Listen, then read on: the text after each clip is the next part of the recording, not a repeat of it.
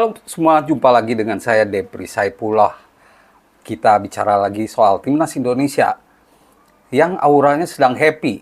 Ya, kalau teman-teman menyaksikan sendiri dari postingan-postingan akun Timnas Indonesia, terlihat sekali bahwa aura happy sedang melanda Timnas Indonesia. Ya, tentu ini bukan tanpa sebab ya, karena seluruh pemain, 27 pemain, termasuk staf, juga Sinteyong, semuanya punya keyakinan untuk memberi sesuatu kepada Timnas Indonesia. Jadi hal itulah, ada keyakinan ya dalam diri para pemain dan staf Timnas bahwa mereka bisa meraih hal positif di Bahrain dan Cina. Walaupun laga tandang, tapi Indonesia mengincar 4 poin dan mengincar kemenangan pertama lawan Bahrain. Dan tentu yang paling ditunggu saat ini adalah Martin Paes. Dari PSSI sudah mengkonfirmasi bahwa kondisi Martin Paes semakin baik. Dan dalam 2 hari ke depan, dia akan ditunggu bagaimana kondisi fisiknya. Martin Paes sudah tiba di Bahrain pada 8 Oktober 2024. Dia pemain paling terakhir yang gabung dengan Timnas Indonesia. Maklum, selain paling jauh, dia juga masih ada pertandingan walaupun tidak main ya bersama FC Dallas. Kita ketahui bahwa Martin Paes tidak main di 2 laga FC Dallas. Ini saja sudah menjadi sinyal ya bahwa FC Dallas peduli ya dengan Timnas Indonesia. Mereka tidak mau membahayakan Martin Paes. Dan kita tahu bahwa dia cedera ringan di pergelangan tangan. Jadi artinya sejak 2 pertandingan lalu dia memulihkan kondisinya. Dan semoga pada 10 Oktober nanti dia pulih total. Karena mengapa saya bilang Martin Paes harus pulih total dan menjadi starter? Karena Martin Paes ini akan menjadi kunci serangan Timnas Indonesia.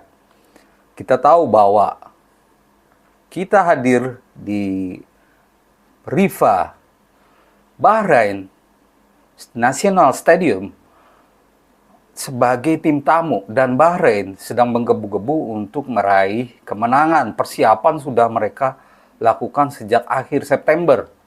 Berbeda dengan kita, baru 3-4 hari saja ya melakukan persiapan. Bahkan ada yang baru sampai.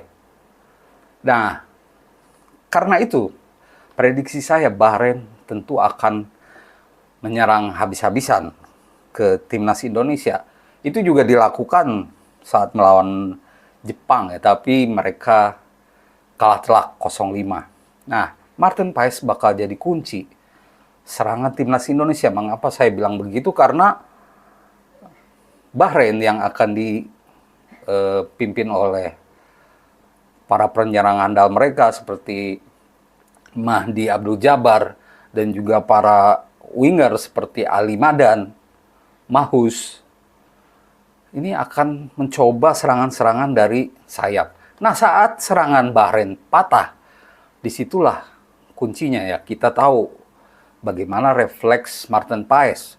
Dan kita berharap dia melanjutkan aksi bagus di 2 laga sebelumnya. Nah, saat serangan Bahrain patah, disitulah kita akan melakukan serangan balik yang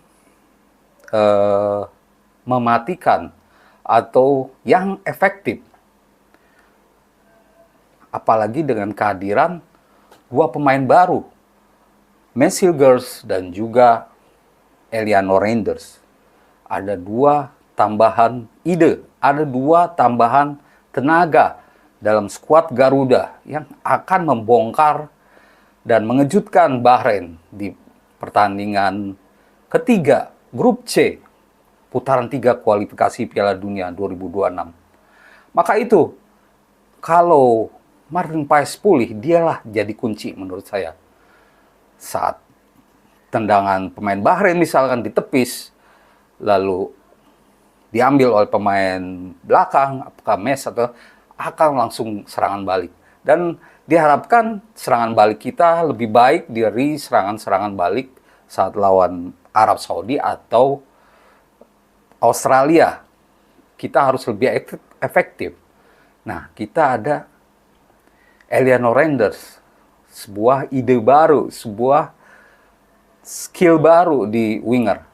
Nah, kalau Martin Paes jadi kunci, tentu pemain-pemain lain juga harus berperan. Nah, ini juga berkaitan dengan siapa saja yang akan dimainkan oleh Sintayong. Dengan 27 pemain yang ada, 2 tambahan baru, terus kembalinya Jordi Amat, menurut saya susunan pemain nanti akan menarik. Kita harus tunggu apakah Sintayong akan merubah susunan pemain yang biasa dimainkannya. Yang pasti Messi-Gers, Eliano menurut saya kalau fit, kalau siap tampur, sepertinya seperti itu, mereka keduanya akan jadi starter. Nah, Rizky Ridho juga akan jadi starter. Nah, yang menjadi masalah kalau Mes, J, dan Rizky Ridho di belakang karena formasi 3-4-3, lalu siapa yang... Lalu Jordi Amat apakah tidak main? Nah, banyak prediksi juga yang menyebutkan bahwa Jordi Amat mungkin ditempatkan sebagai gelandang bertahan bersama Tom Haye. Nah, lalu Calvin Verdong di kiri, ada Sandy Walsh di kanan. Nah, setelah itu kita juga akan melihat lini depan. Lini depan ada Eliano Renders di kiri, Rafael Struijk di tengah, dan Ragnar Rotmangun di kanan. Seperti itu.